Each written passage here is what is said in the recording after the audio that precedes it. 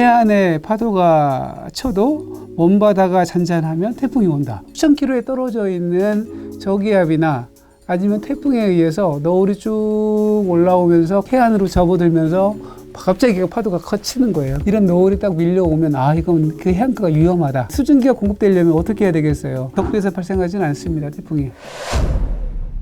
태풍은 중심이 기압이 가장 낮고 중심 부근에 바람이 가장 강하고 원형을 이루고 있구나. 자, 그걸 대표할 수 있는 게 뭐냐? 여러분이 태풍 정보를 보면 자, 첫 번째 뭐가 나와요? 중심? 기압. 두 번째는 태풍 중심이 최대 풍속 나와요. 그 다음에 이제 태풍 규모가 나와야 될 거 아니에요, 이제. 강풍 반경이라는 게 있어요. 강풍 반경. 몇 메타? 15m. 예. 15m 강풍 반경까지를 태풍의 직경으로 잡아요. 그러니까. 그래서 15m 강풍 반경이 들어왔을 때만이 태풍의 직접 영향을 받는다라고 이야기하는 거예요. 그래서 태풍의 크기를 잡을 때 강풍 반경으로 태풍의 크기를 잡아요.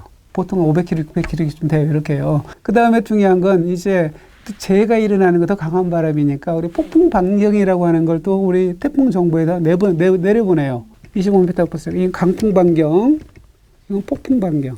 그러고 난 다음에 태풍이 어디로 움직이고 있다 나오죠, 이제. 네. 어느 방향으로, 예를 들어서 뭐 북진하고 있다. 이게 나올 거 아니에요. 네. 그러니까 어느 시간 어디에 위치하고 있다라고 하는 것들도 나오고. 우리 태풍 그림을 보면 이렇게. 예상. 그렇죠.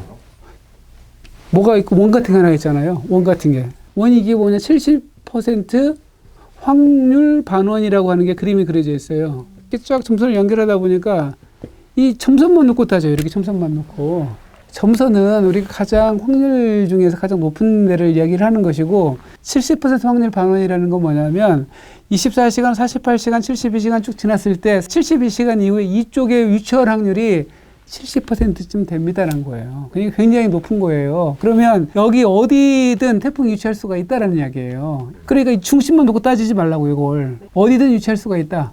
라고 하는 거 태풍 정보를 보면서 그렇게 인지를 하셔야 되고 사람들이 태풍 중심이 상륙했느니 안 했느니 자꾸 이해하는 얘기 많이 나오잖아요. 태풍은 뭘 가지고 있다? 규모를 갖고 있다. 예, 한 500km 되는 규모를 갖고 있어서 상륙하든 상륙하지 않았든 태풍의 영향은 크게 차이가 없어요. 중심이 예를 들어 10km 100개 나와 상륙 안 하면 피해가 적고 상륙하면 피해가 많나요? 그런 거 아니에요. 그러니까 태풍은 중심을 보지 마시고 규모를 보시고 기상청에서 발표하고 있는 각 지역별의 바람이나 강수량이나 이걸 또 중심에서 봐야 되죠. 비에 대한 정보는 지금 기본 정보에는 안 들어. 태풍이 이렇게 돌면 태풍이 보면 이제 스파이럴 밴드가 이렇게 구성이 돼요. 태풍이 돌면서 생기는 밴드. 그 태풍의 직접적인 비예요, 이건. 스파이럴 밴드 상에서 나오는 비가 첫 번째가 하나 있고요. 두 번째는 태풍이 도니까 태풍 중심으로 또 바람이 계속해서 남풍 내지 뭐가 불 거 아니에요. 태풍 전면의 수렴대가 굉장히 강해요. 그래서 전면의 수렴대에 의한 비가 다시 동시에 같이 있기 때문에 태풍에 의한 비는 태풍의 직접적인 영향이 오기 전에 벌써 태풍에 의한 비가 시작될 가능성이 굉장히 높아요.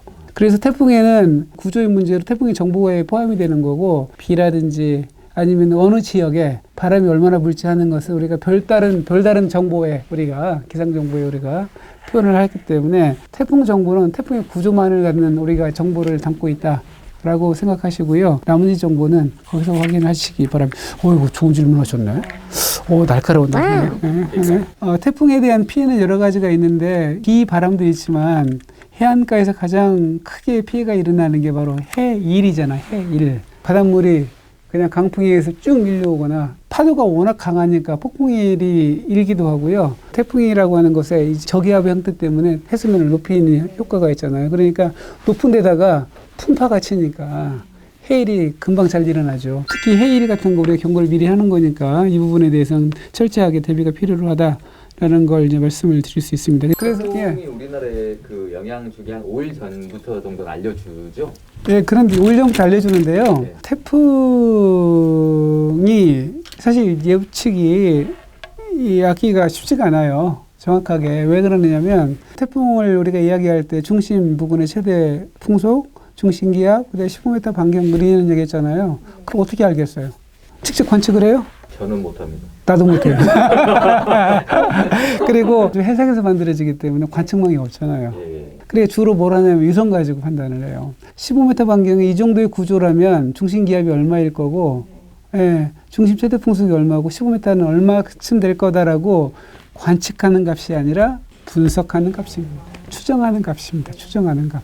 그렇기 때문에 태풍에 대해서 우리가 명확하게 태풍의 구조를 판단하고 있지가 않습니다. 해상에 또 더군다나 관측 자료가 많지 않기 때문에, 그리고 또 규모가 작기 때문에 태풍의 이동이나 이런 것들이 굉장히 비선형적으로 움직일 때가 굉장히 많습니다. 기상청에서는 여하튼 5일간의 태풍 예보를 하고요. 하루에도 보통은 그 10시, 그 다음에 16시, 하루에 4번 정도 하는 걸 기본으로 하고요. 태풍이 올라올 때는 또 3시간마다 예보를 하기 때문에 그때그때마다 바뀌어지는 예보에 대해서는 항상 참조하셔서 이용해 주시기 바랍니다. 아무튼 태풍 오기 전에 태풍특보가 나고 이럴 텐데요. 안전수칙을 잘 지키시고 최신의 기상정보 꼭 확인하는 습관을 길러주시기 바랍니다. 국민 여러분의 안전을 지키기 위해서 기상청은 최선의 예보를 생산해서 제공해 드리도록 하겠습니다. 이상 날씨 아저씨였습니다. 네, 감사합니다.